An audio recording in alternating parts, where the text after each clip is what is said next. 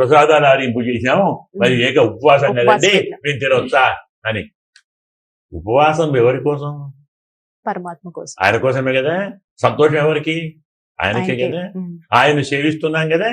పరమాత్మను సేవించుకుంటూ పరమాత్మ ప్రీతి కోసం వ్రతం చేస్తూ పరమాత్మకు నివేదించిన ప్రసాదాన్ని మేము తీసుకోమంటే సంతోషిస్తాడా, కోపడతాడా?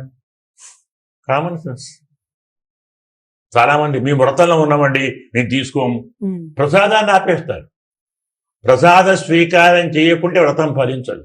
అయితే ప్రసాదం అన్న పేరుతో ఇంత తీసుకోవద్దు, అంతా ప్రసాదం తీసుకోవాలి, స్వీకరించాలి కాబట్టి ప్రసాదం తీసుకోవాలి. ప్రసాదాన్ని తిరస్కరించకూడదు.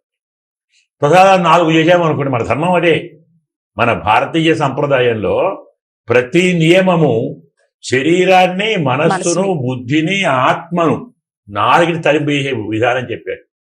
ప్రసాదాలు ఎక్కువ చేయాలి దాంట్ రోజుల్లో. ఎందుకు? ఒక్కొక్కరు అంత తీసుకోవాలి. అర్థమైంది? ప్రసాదం 16 చేసామనుకోండి, 16 ఇంత అవుతుంది. ఉపవాసం చేసిన వాడు అవుతాం.